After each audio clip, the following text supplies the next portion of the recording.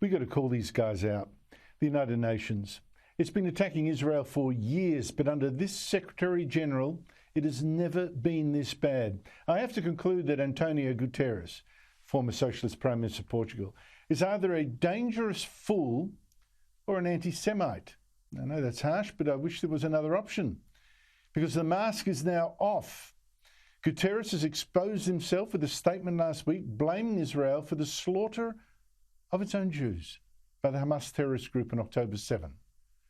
And that has now been followed by an equally infamous UN vote to protect Hamas from criticism.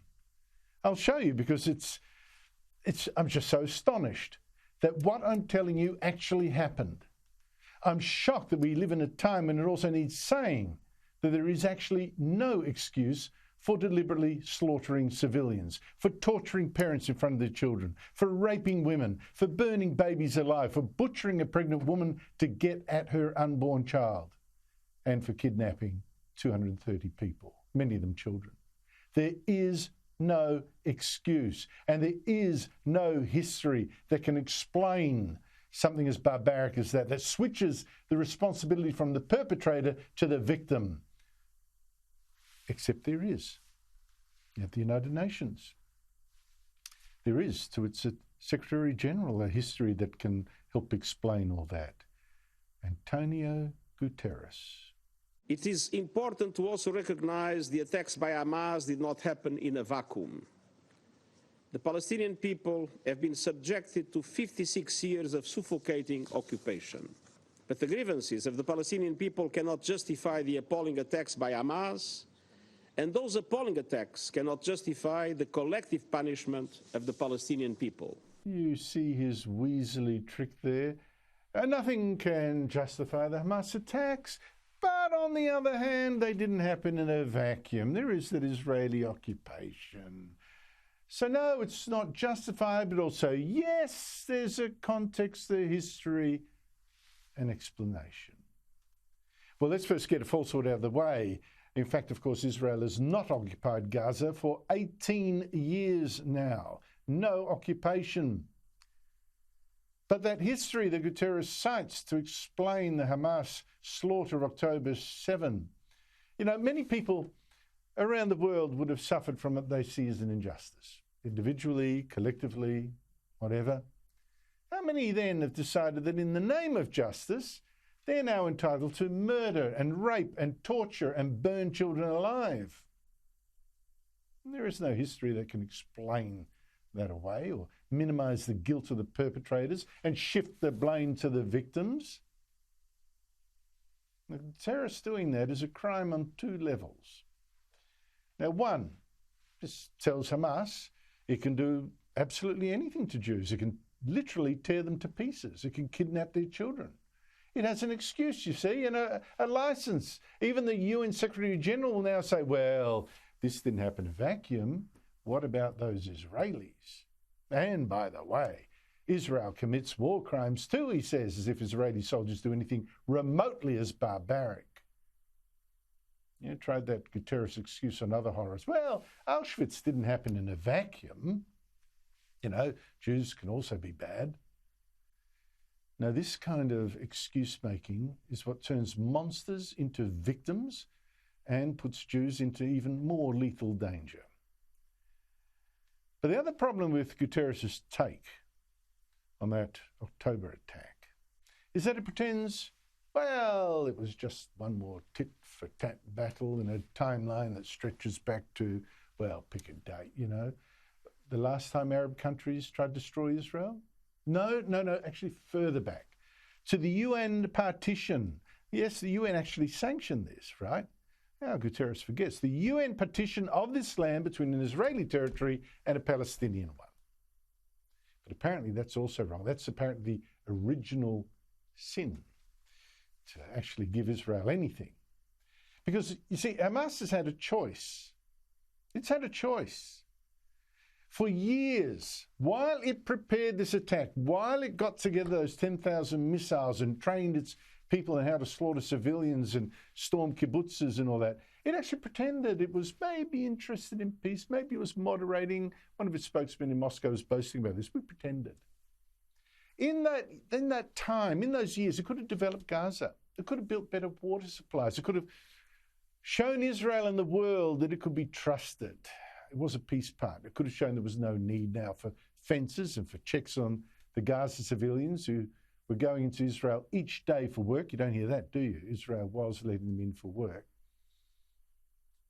And in fact, you know, much of the Arab world was now moving on from this insane hatred of Israel. Some, like the United Arab Emirates and Morocco and Bahrain, that signed the Abraham Accords with Israel to normalize ties. Even better, Saudi Arabia seemed about to do the same. We were moving to a new era in the Middle East, of putting history behind us and peace ahead. But Hamas didn't want that. They tried to destroy all of that by committing the worst atrocities they could think of. Something they could count on Israel not being able to forgive, forcing Israel to go to war. And that is the other reason that what Hamas did in that attack on Israel was unforgivable. It was an attack on even the idea of peace when it was in their grasp, had they wanted it. And Antonio Guterres, UN Secretary-General, he fell for it. Now, Hamas, which rules Gaza as a police state, is making sure that Israel now kills its own civilians as well, kills Palestinian civilians, so that it can paint Israel as the real war criminal here. And Guterres is even falling for that. For a start, he swallowed Hamas's lie that Israel bombed the Al-Ahil hospital in Gaza, tweeting, "I am horrified by the killing of hundreds of Palestinian civilians in an attack on a hospital in Gaza today, which are strongly condemned. Hospitals and medical staff are protected according to international humanitarian law." In fact, that hospital was not hit at all. The parking lot was. And the evidence now overwhelming that it was hit by a Palestinian rocket that misfired and not an Israeli bomb or missile at all. I mean, just the crater left by it is the size of a little puddle. But Guterres has fallen for more than that, I'm afraid. And each time it seems to be helping Hamas, deliberately or stupidly, who can say? Now, it's true that Palestinian civilians in Gaza are dying in this war.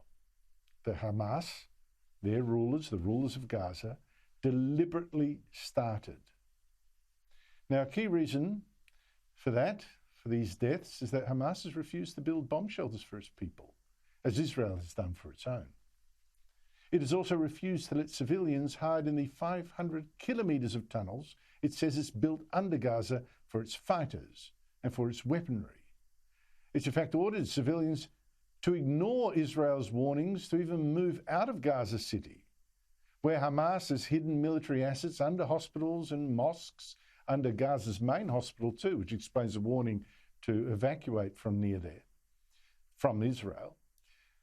So with all those people there, it means that attacking these Hamas military centres must mean killing civilians. And the leader of Hamas has again repeated that is the whole idea of what it started. Palestinians must die. كما قلت وفي كل مرة أكرر إن دماء الأطفال والنساء والشيوخ لا أقول تستصرخكم، بل نحن الذين نحتاج هذه الدماء لكي توقظ فينا روح الثورة. And to underline that, America has now found that Hamas also wants Gaza residents with American citizenship also to stay and die for the propaganda value. There are about 600 of them, and they cannot leave.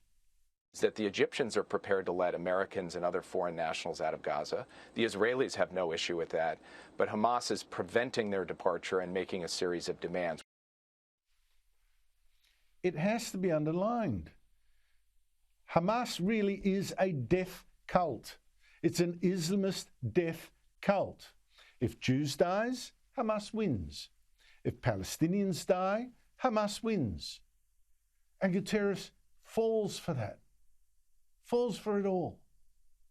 He's now demanding Israel have a ceasefire, which in fact means that when Israel is hit by Hamas, Israel cannot hit back. Not according to Guterres and the UN.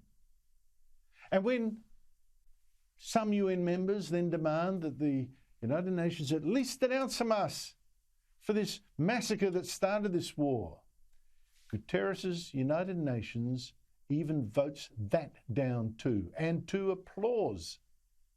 Draft Amendment A/ES 10 L26 is not adopted.